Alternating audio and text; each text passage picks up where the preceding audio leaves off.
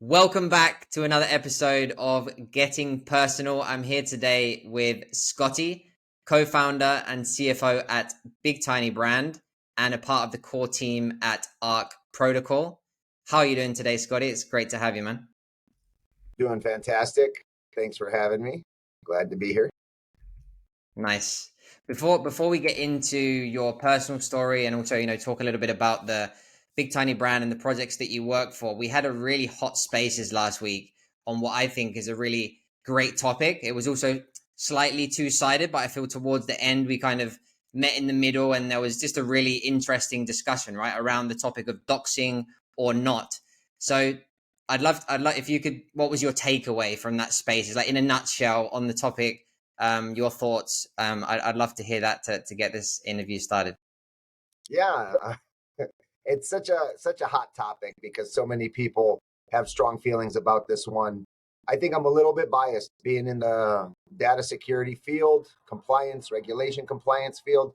Uh, I kind of feel like everyone's going to have to be doxxed. It's a business. This isn't it's not personal. It's just business, and in business there's liability. In business there's the need for recourse. And if you don't know who you're working with, you don't know who you're giving your money to, it's very difficult to get that recourse, to have that, you know, like, like every store you shop at has a refund policy. You know who they are. You know that it's protected. Whereas in crypto, we're less protected. So when somebody is doxxed, it will give a stronger sense of trust. But on the flip side, you have a lot of people who will argue that it's not necessary for various reasons. I definitely understand the security aspect of it. People want to keep themselves safe from any kind of, pursuit, if you will. If somebody wants to go after them, they can find them. I think that that is valid only while the space is not fully doxxed. Once everyone's doxxed, it's just like the real world. I own a Mhm. business. If somebody wants to come find me, there's no way for me to really hide. Any business, you know who owns it. You can also pursue them through legal means. So I think that once the space is fully doxxed, and I believe the whole space will have to be fully doxxed for the most part, it will kind of set the standard. Uh-huh. But for right now, I look at docs as a metric. There's a lot of metrics when reviewing a project, and doxing is one of them. If they're not fully doxed, but a lot of other metrics add up and looks good, there's no reason why you shouldn't consider investing in a project just because of that one thing. But on the flip side, when people are doxed, it definitely shows more. I think it's just strength. It shows strength. Like, I'm fully publicly doxed because I don't feel the need to hide. Everything that I do is transparent. I even got questioned recently, and they said, "Oh no, you don't share your wallets for your your personal and your project wallets." And I was like, "Come find, come see it. I'll give you every wallet address we have, and you can see every transaction we've done. And if I'm buying my own project NFTs, I'm very open about it. I'm a DGen. I love buying and selling NFTs, so that includes my own project, of course. More buying than selling, of course, because we don't like to sell our JPEGs, but yeah, fully doxed to me is best. However, for those who don't want to, Big Tiny offers a doxing service, and sometimes people don't want to dox just because of their Web2 work. They don't want their Mm, workplace knowing. They don't want it to yeah. be public info on their LinkedIn or have it searchable to their name. So but if you have a legit doxing service, that's definitely another step up from no dox and anonymity. So that would be kind of like the middle ground, we could say, like privately doxing with, for example, Big Tiny Brand, but remaining publicly undoxed. You think that's feasible moving forward into this, as you said, the worlds are going to kind of merge, right? We have real businesses building in Web3, but there's still that parallel happening. And as they become like as Web3 becomes more adopted and it kind of gets integrated into the real world, do you still see that being feasible, like just being privately doxed? Yeah, you're going to have to be publicly doxxed to business entities, government scrutiny. You're going to have to tell, you know, your licensing authority who you are, but the community itself doesn't necessarily have to know who you are. But when you are a licensed company, it's very hard to hide who you are. Mm-hmm. So I mean, there's two sides to it. Will that be enough? Yes, but I don't see how, if you're going, and even if you create an LLC or a corporation and then you go and you get a business license for your project, how are you going to hide who you are? Your name is either going to be on the corporation or on the business license. So it's going to be very hard for you to remain anonymous if you're following the rules and regulations of licensing and complying with all the ISO 27001 or GDPR regulations. So it's definitely a fair middle ground, but I don't think that it'll last very long, just because you can't hide who you are once you're licensed. And what about the other side of the spectrum? Because like, if we look at Web3, a big part of the culture and the ethos is that an anonymity, or trustless, decentralized nature of being able to trust people without necessarily knowing who they are. What would you say? Do you think this culture is going to go away? Do you think it can remain in a new way that we haven't seen before? Like, how do you see that part unfolding? Well, I just see big words. They don't have true meaning. It's not Okay. decentralized. When a project can rug you, it's not decentralized. It's not trustless. Trustless means they can't rug you, because they would need everyone to agree to rug. They would need a full council or some kind of trustless setup, a DAO wallet with many members. It could be a sub DAO so that a lead DAO could veto anything happening. But the idea of trustless means that the creator, the founders, don't have access to the money. So long as the creators can freeze, burn, stop, blacklist, or rug, it's not decentralized. That's fully centralized. And it's not trustless. You have to trust them not to rug you. And that's like 99% of the space. We're calling it DeFi. But the truth is if you want to be protected, you can't be decentralized. There's no such thing as a fully decentralized system that has security, not security, but has recourse. So you can Mm-hmm. have a lot of security in a decentralized place, but if you do get ripped off, because it's decentralized, there's no centralized entity or insurance to cover you.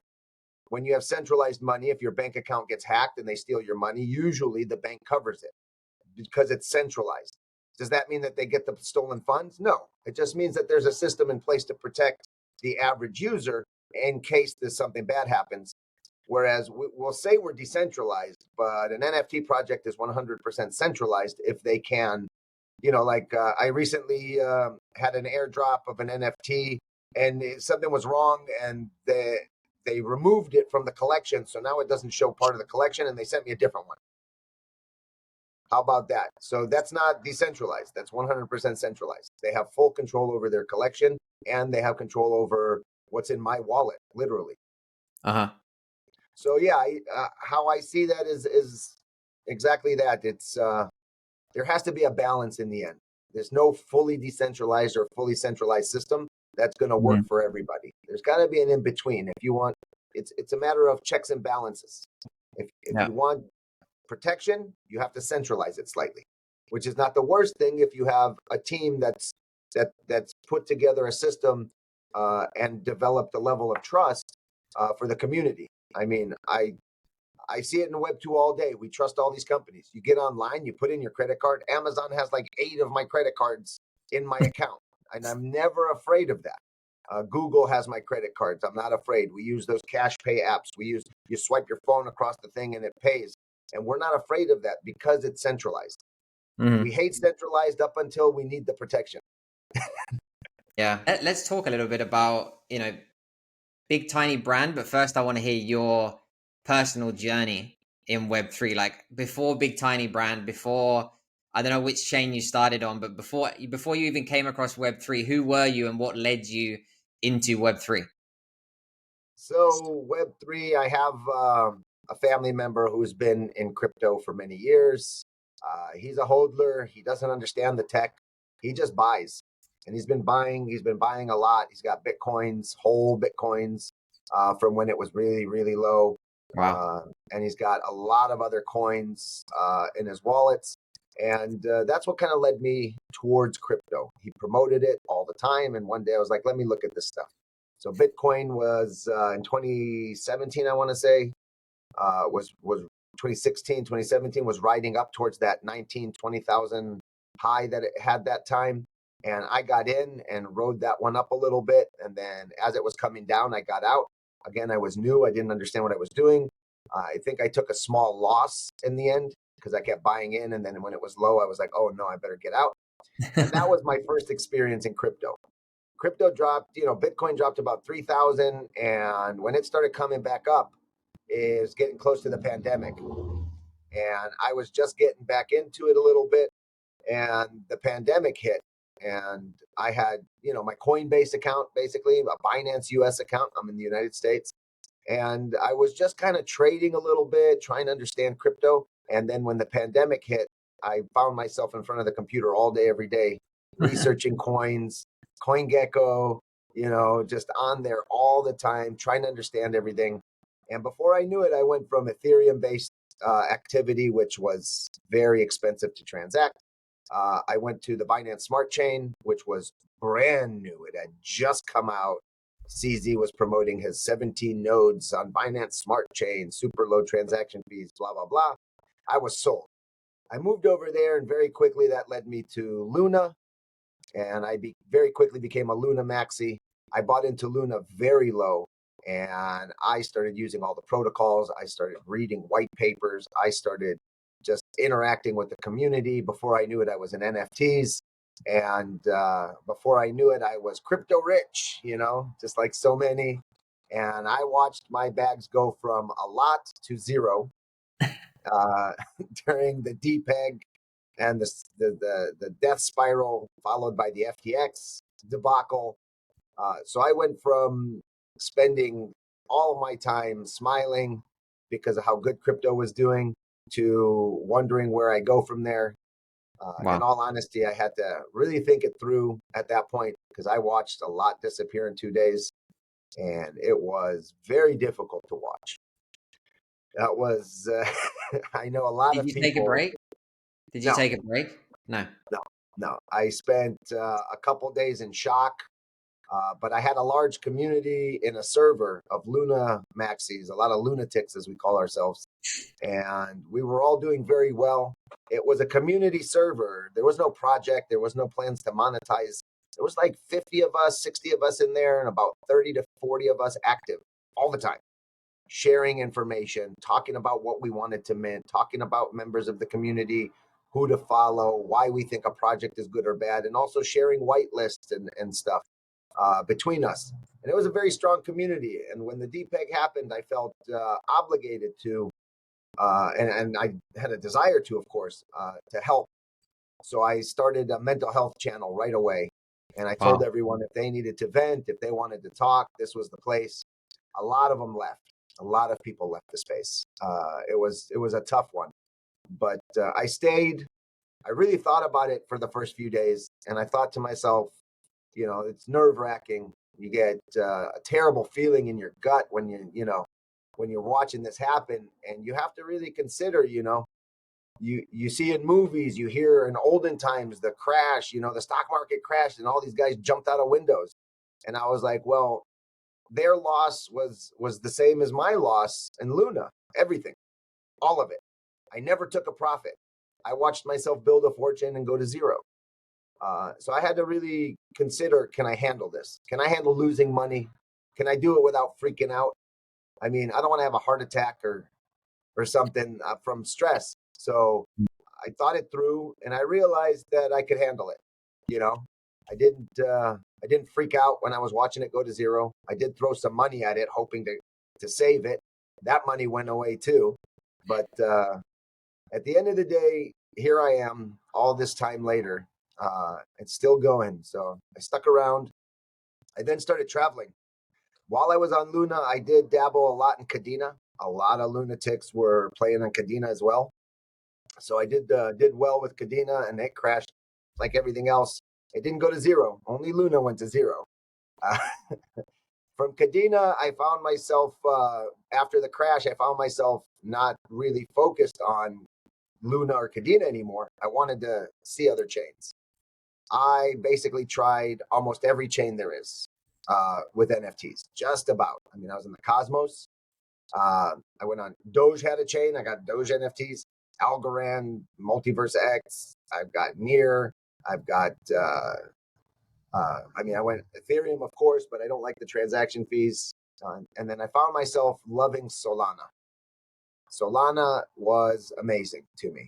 I thought that it was the best chain, tools wise, activity wise, liquidity wise, volume. I mean, everything was just so appealing about Solana. There are downsides. It's the Wild West out there. And I think there's more scams and more rugs on Solana than anywhere I've ever seen, ever. You have more rugs in one day on Solana sometimes than you have rugs on a chain for its entire history. Like, it's insane. Yeah, and it's wild out there, but I loved it, and that's what led me to HBAR. Actually, while I was on Solana, I met Green Knight, aka Fabian, and he's the founder of Big Tiny Brand, and we met on Solana. And we realized we had a lot of things in common. We both had a lot of integrity. We were both willing to be honest at Doxx and prove through action, that we have honesty. We also found ourselves working with a team for like a week or so that was a complete group of scammers. And within a very short amount of time, we realized, and I started calling them out on being scammers, and they didn't like me. It only took a couple of days of me calling out every one of the things that they were doing, saying, guys, we can't do this, before they voted me out of their DAO wallet. And when they voted me out, Fabian and I wound up teaming up to do Big Tiny Brand because we found that the two of us are willing to speak up and willing to keep it above board. So Fabian, of course, told me, hey, you have to look at HBAR. You have to read up on this. This is the most secure network. HBAR is awesome. The governing council is untouchable. The price action is not crazy, so it's much more stable. And we built our first project right on HBAR, and from there, 2 months later, here we are building more. And throughout all this process, ARC Protocol, which is the other project that I'm part of the core team, they basically started right after the DPEG. So when the DPEG happened, everyone went to zero. A zillion NFT projects on Terra that were super successful, did very well, they wound up having to move. They couldn't stay on Terra. There was no money, went to zero. So basically, all these projects were having to make decisions. Many of them stayed, many of them migrated, most of them disappeared, honestly. They went to zero, they closed up, there's just no activity, there's no secondary market for them. And then some of them moved to chains that are no longer supported. One in particular that I was just talking to, his project is stuck. The only way to move is to remint it all and airdrop all the holders on a different chain because everything's stuck in places that cannot be removed, smart contracts that can't be accessed anymore. So it was sad. So Arc Protocol is a project that was born out of this bad time. Out of And necessity. the idea there was, again, community based. We were an amazing community in my server, and these guys were in this server where we were all just working together to help each other. There was no gain other than community. And they were like, because they're community based, they realized like everyone's stuck. What if we could have just moved NFTs to other chains? And we could have just moved. Every collection could have just been like, hey, that market over there is doing well.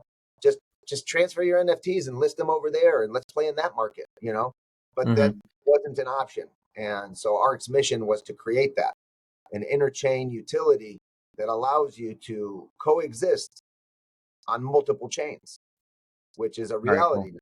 You have projects that are selling NFTs in multiple markets, and you can move your NFTs around, and and I was really honored. They came to me and said, "Hey, would you like to join us and help help create this?" And so that's pretty much how I got on that team.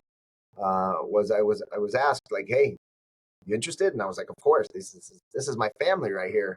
So Uh-huh. yeah, let's go. And they're, again, another above board project that's community driven, community based, offering public goods.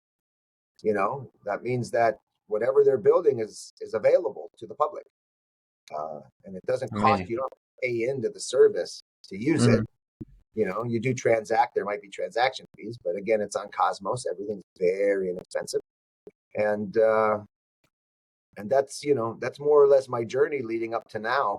I've spent the entire bear market building, developing relationships and partnerships. I met these really awesome guys at this launch pad called Kabila and worked with them. And yeah, it's crypto, it's relationships. When you find good people, you got to hold them close. All the people, all the relationships from the bear market are definitely what we're going to carry with us. I think we're in a bull market. I've argued this though recently with a lot of people, so I don't think everyone believes we're in a bull run. But when I look at the chart, by definition, I see a bull run. It's higher highs, higher lows since December of last year. No, Sounds good to me. since more than since December of not last year, but the year before, December of 22 marked the bottom. So, Awesome. Well, so we've here we definitely are, been, upwards and onwards. yeah, we've Not definitely been maybe seeing some movement, that's for sure. H bar. What are we looking at? We're looking at 12 cents incoming. Hmm. I mean, it was at Let's 5 cents just not that long ago. Mm. I'd love to, for those who have not heard of, on the one hand, I love how the personal story is, how it shapes us, right? Those trials and tribulations that you went through at Luna, the community that you met and stuck together with led you to, on to the next. And then I think out of this whole journey, Big Tiny Brand came and then the Arc Protocol. But for someone who hasn't heard of Big Tiny Brand before, like, what's the mission? What's the mission statement? And what do you guys provide? So the basic idea is Web3 data and info security, along with regulation compliance. So any kind of compliance. So that's the concept. What that really translates to is a lot of different services. Our idea is to help protect the community and to help protect the assets within the community.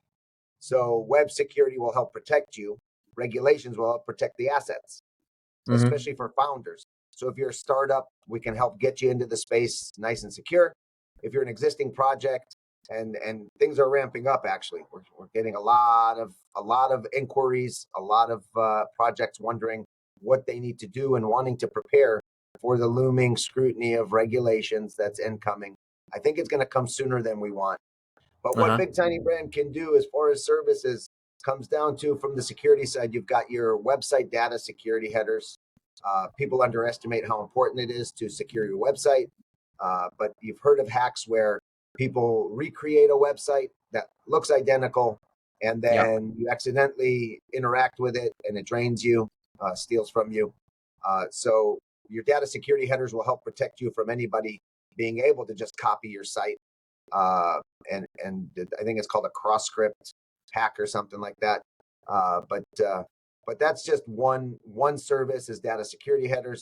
We could also build a website if needed, from the ground up, fully secure with wallet connection integrations, Launchpad, that kind of stuff can all be created. Uh, we also offer KYC service. I know we talked about this earlier. Mhm. If anybody doesn't want to dox, they can dox to us. We do a very thorough doxing. We want to make sure we know who you are, that you're not trying to pull the wool over our eyes.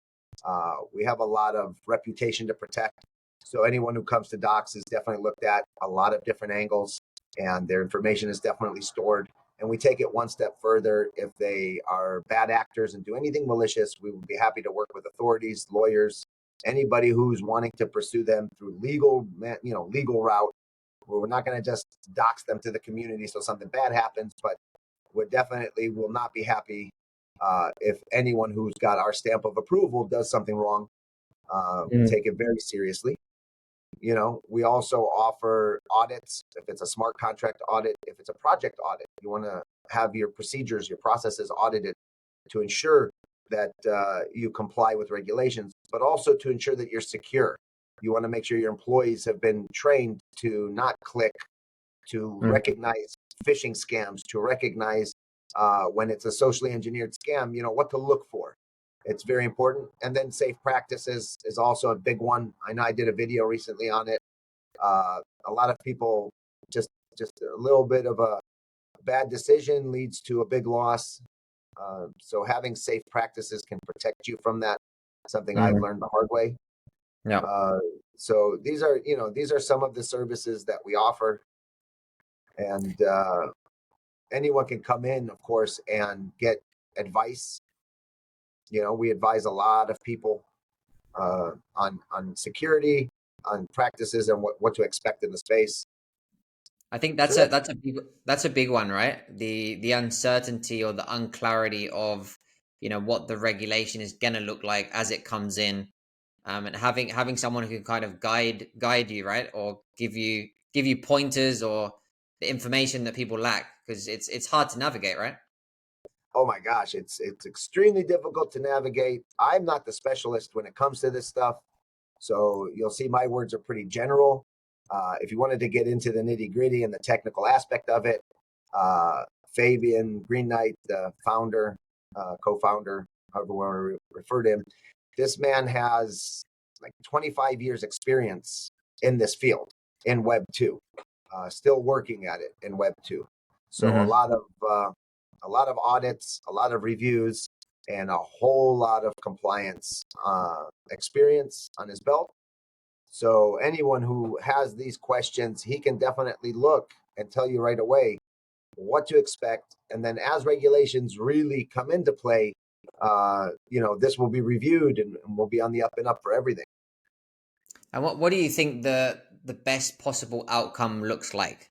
Like for, those who are less Web3 savvy, but also those who believe in the ethos and the culture of, Web3. Like what would be the best kind of outcome when it comes to regulation, do you think? Or would you like I to think see? what I would like to see is I would like to see regulations that are reasonable, not outlandish, typical government regulations that make it hard on the little guy and easy on the big guy. I'd like to see some regulations that are reasonable, and I would also like to see them consider, real world crypto aspects and consider projects that have existed. Consider ways for them to comply without having to lose everything. There's that off chance that regulations will hit in such a way where a lot of projects will be better off shutting down. And that's something I don't want to see. I would like to see them consider how things really work in crypto so that the regulations can fit the space. If they don't understand crypto, then they're going to put out regulations like so many laws and so many regulations are that don't seem to fit the Yeah. the space or the market. We'd, So we'd, we'd best case hope, we'd hope. scenario, they give us a way to make it happen where we get to keep the space going, and we don't feel too much of an effect. Just create a lot of work for Big Tiny. We need a degen to a certain extent in that position of power to that You're not understands lying. the inside out, right? From the ground Yeah, up. they should be consulting with some of the Chads in the space that understand, what and why. I mean, you have fungibles and non-fungibles, and there isn't a huge difference really. But understanding why we have them both and what we're doing with them is key for regulators. And I don't think the regulators see the benefits and the downsides to each aspect of coins, protocols, uh, and non-fungibles. So I mean, it's hard. It's hard for us natives to keep up, I think, as well, because it keeps expanding, right? The potential and possibility of these tools that we have. So imagine someone from the outside. well, yeah, I mean, think back to when you first looked at crypto, was confusing. Then when you get into crypto, you realize like, oh, NFTs. What's NFTs? Why do we have NFTs? Oh, it's just a stupid JPEG. It's just an expensive picture. And when you explain to people actually what NFTs have done for the space, then they're like, oh, mind blown. Like, what? Mhm. NFTs did that? And it's like, without NFTs, crypto would move much slower. And I'm not talking about buys and sells and transactions. I'm talking about development of protocols, development of smart contracts, and development of overall utilization of crypto has moved a lot faster because of NFTs. You can go and create smart contracts and protocols and utilities for any coins you want.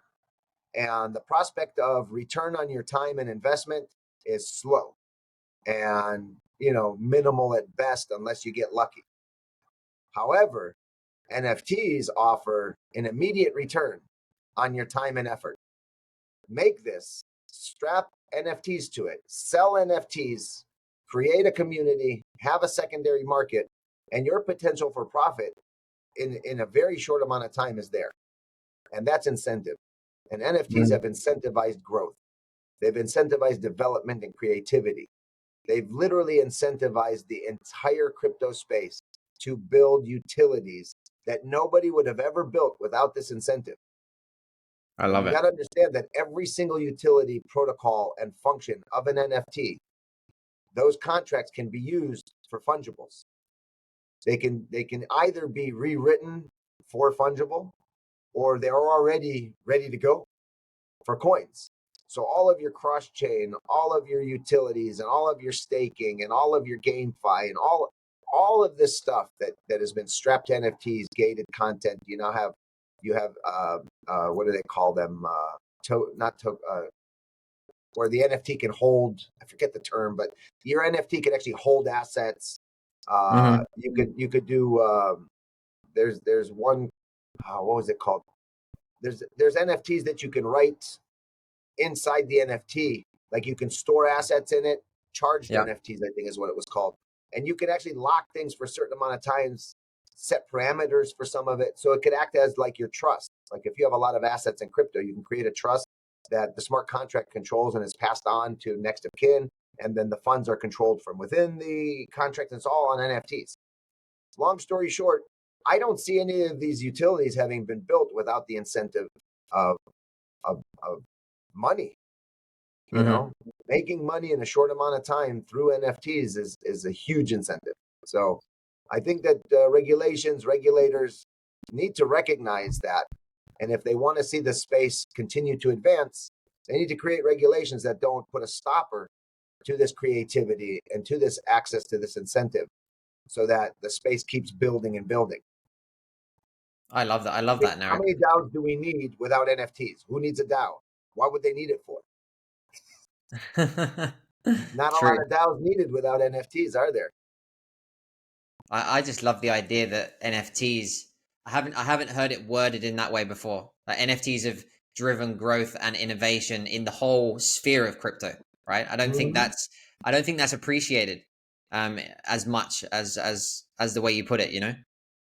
Yeah, I don't think it's recognized. I think people just are used to it and expect it. Uh You huh. know, uh, I'm an older guy. I didn't use technology as a kid like I do now, but I see my kids, and when they use it, it's just expected. What do you mean? I'm like, I'm older than Google. And they're like, what? Like, yeah, Google is younger than me. So, so yeah, it's really cool to watch it be built, but it's even cooler to recognize the benefits and to see where and why people are building. And once you understand all that, all of a sudden you realize NFTs are not just JPEGs with ideas or collections strapped to it, but rather they're an incentive, and they're an example of just how far we can go with crypto. I love that. I want to ask you, looking into the future, what are you most excited about for this year, 2024? Whether it be crypto in general, or for Big Tiny Brand, or Art Protocol, or on a personal level. Like, what are you most excited about for 2024? Well, it's a I have a lot going on. I've got a lot on my plate. Uh, my personal life outside of crypto has a lot going on. I have my own business and I stay pretty busy there. But in crypto, What I'm expecting and hoping for is first and foremost to see Big Tiny ramp up. We built Big Tiny brand with the expectation that we won't be too busy at first. We're building partnerships, we're building collaborations, we're building our services, we're building our team, and we're building our community. Mm-hmm. And we're building our treasury, of course. Big Tiny brand is sustainability centric. We have a lot of in-house knowledge on investing and risk management and trading. So that's definitely an aspect of Big Tiny that we're watching grow as well. But seeing it ramp up, seeing the regulations really become a reality, and seeing the needs that the projects have and evolving with that. Because Mm-hmm. obviously, without us knowing what the regulations are, there's all kinds of stuff that could come about and all kinds of services we might need to provide, add, or change. And I'm really looking forward to watching it evolve and to seeing how we can help projects meet these requirements, and hopes that the space just continues to flourish. So that's one aspect of this year that I'm really hoping for to see. And with that, I'm sure Big Tiny supporters will benefit greatly, because once revenues ramp up through service needs because of these regulations, our early investors will all start seeing a return on their investment. So I would love to see that. We definitely want to see the community benefit. And then we're also building another project on Solana. Keep in mind that our project is chain agnostic. Mm-hmm. So our services can reach across the blockchains, any chain. All of the chains are all going to have the same regulations. I mean, regulations apply to crypto in general.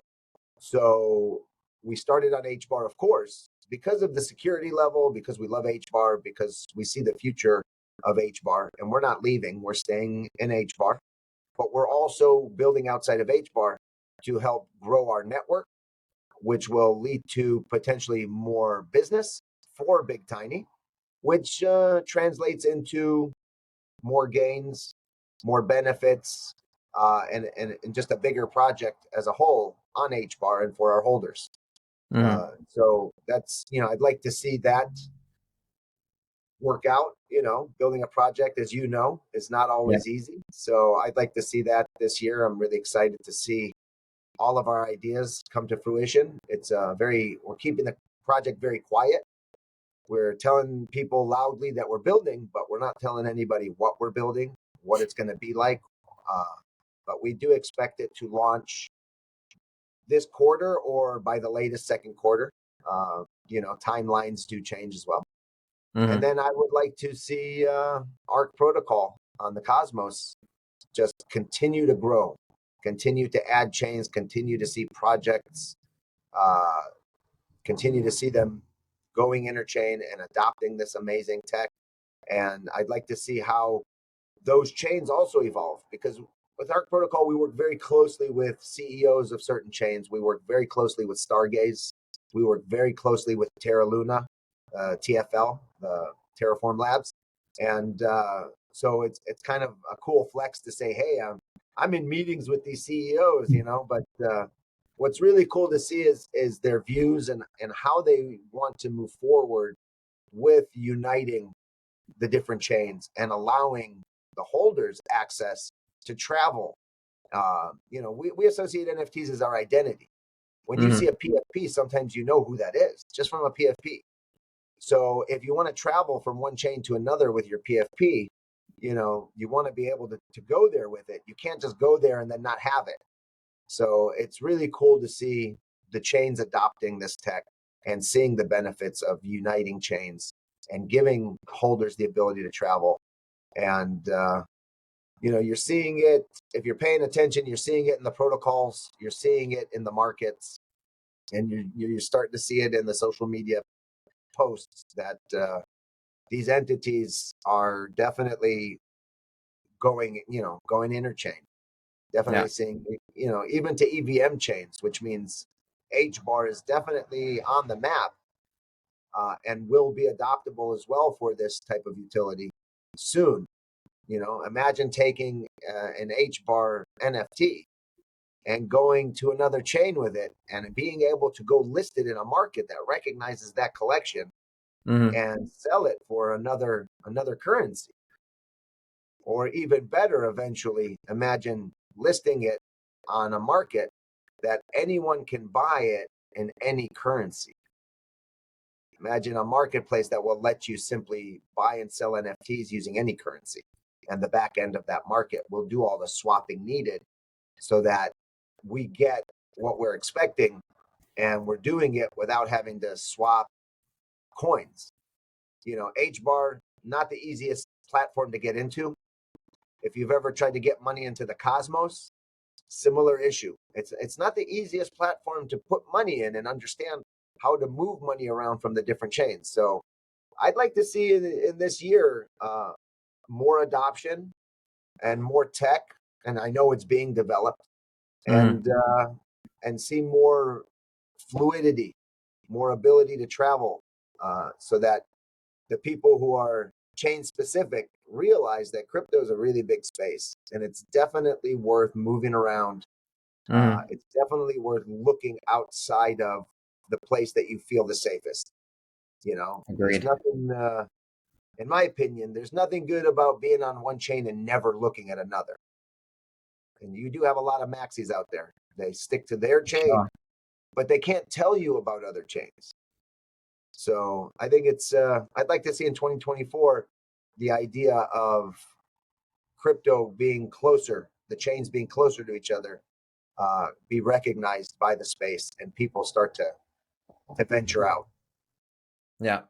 I mean, I'm just thinking of it in real life. I love to travel personally. I think like getting to know different cultures, different people, like you say, spending different currencies on different things.